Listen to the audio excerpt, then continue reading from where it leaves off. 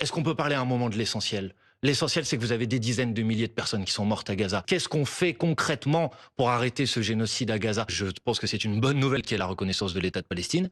Mais maintenant, je dis aussi que la reconnaissance de l'État de Palestine ne servira strictement à rien si elle ne s'accompagne pas de mesures immédiates et concrètes pour mettre un terme au génocide qui est en cours aujourd'hui à Gaza.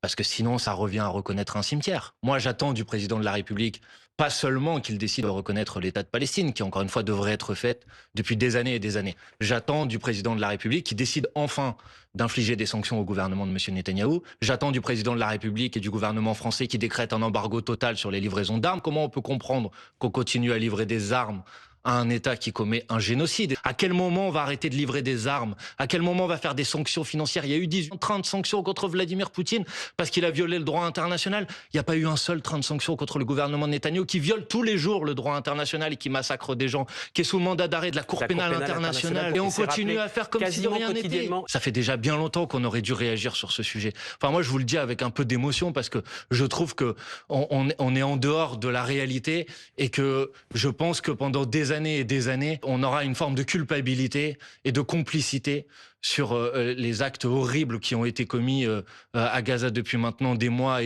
et que c'est une tache de sang sur le drapeau de l'humanité. Et que la France, elle est forte quand elle porte une parole de paix, quand elle est capable d'empêcher ces massacres et quand elle est capable d'assurer et de garantir le respect des droits humains partout dans le monde.